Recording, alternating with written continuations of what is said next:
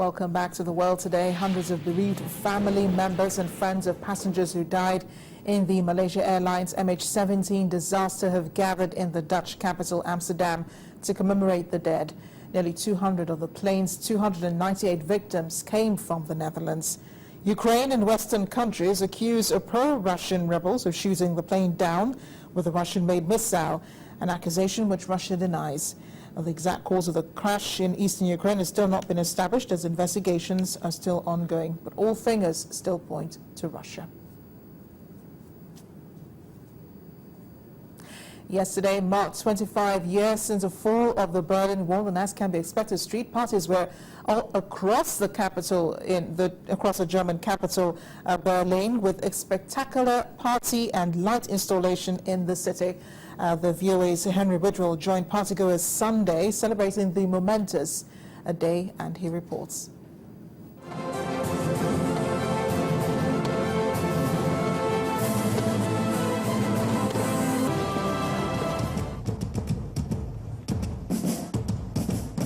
Germans made huge celebrations of the fall of the wall, which happened on November 9th, 1989, with various street parties happening all across the German capital.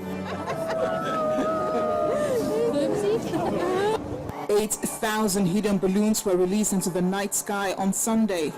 The white balloons perched on 3.6-meter poles to match the height of the wall and running as long as 15 kilometers, released one by one to symbolize the disappearance of the wall.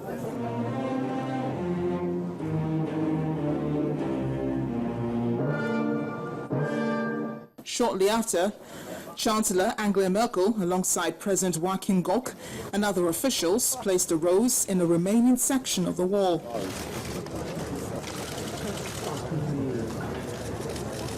At the opening of a new information center about the wall, Ms. Merkel said it was easy to forget what had happened, and it was important to remember it.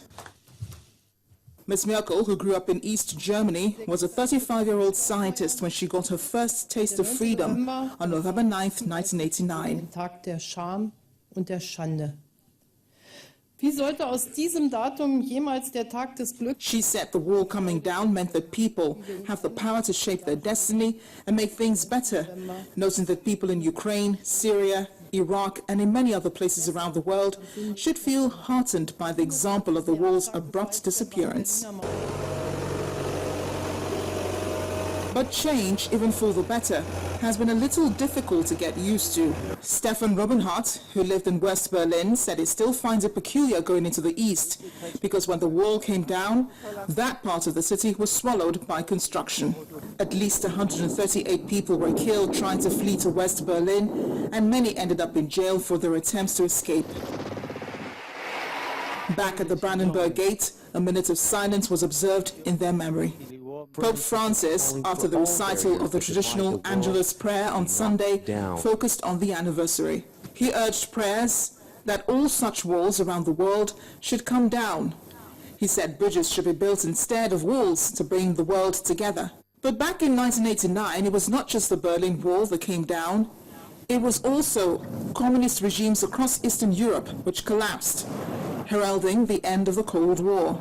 The wall, on the other hand, has become a potent symbol of that war. Well, there does seem to have been a mix-up there. Henry Widrell did not send in that report, as you figured. His report comes much later. In the meantime, the rest of the world, especially those in Christendom, woke up to the sad news of Pastor Myles Munroe, Munroe's death. He was a senior pastor of the Bahamas Faith Ministries International Fellowship, who died in a plane crash. The jets crashed on Sunday near Freeport on the island of Grand Bahama, killing all 9 people on board.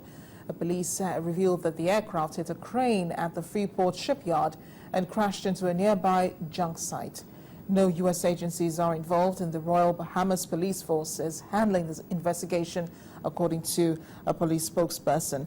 In the meantime, the police have said that other victims of the crash have been the Bahamian Prime Minister, Perry Christie, who said that Pastor Myles Munroe and his wife Ruth and his daughter were involved in the crash.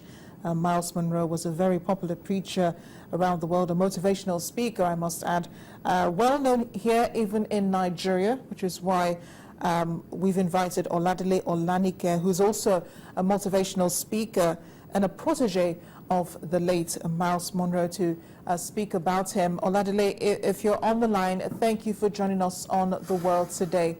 Thank you for having me. Oladile speaking here from Lagos, Nigeria. Great to have you.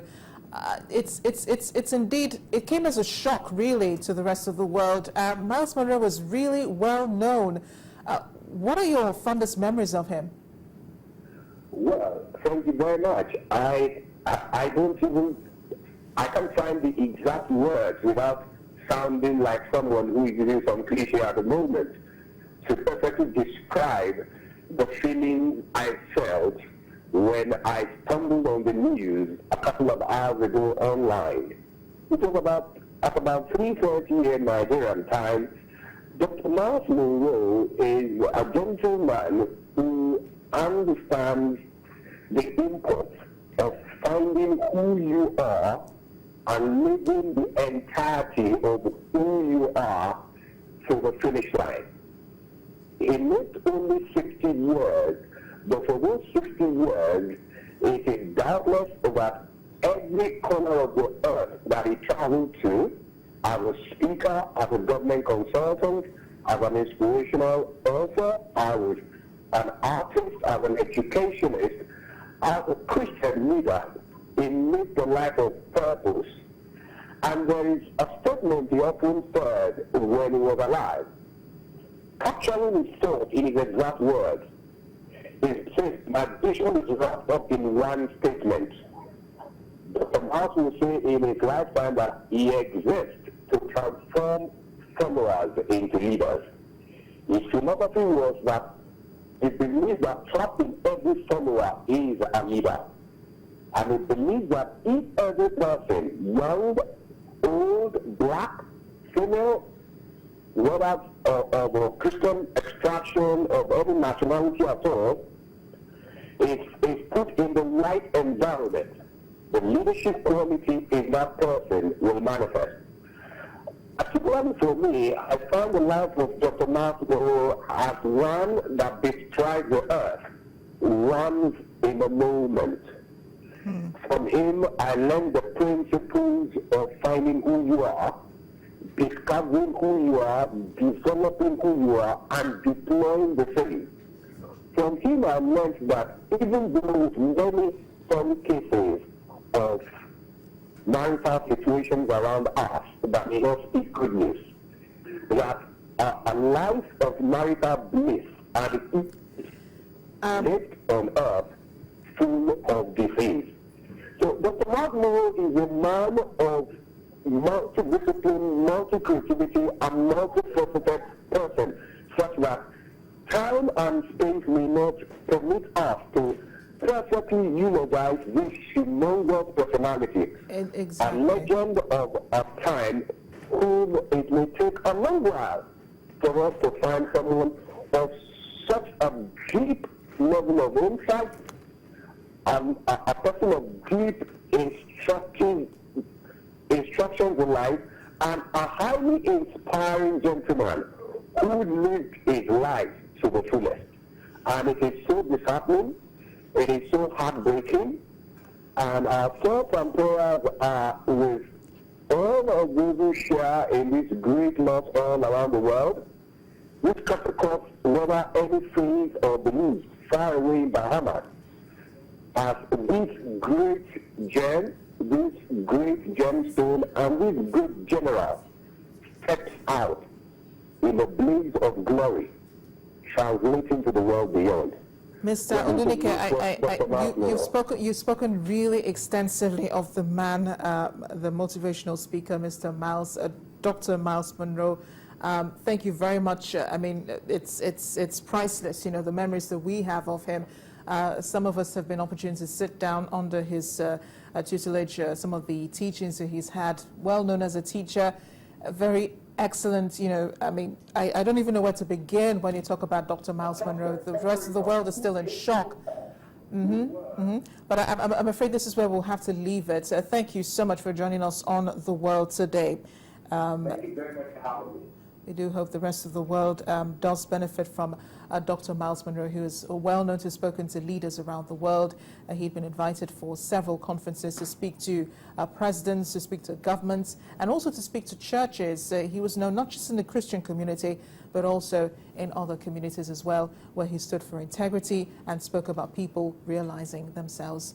And that's The World today. Thanks for watching. I am Amarachi Uba.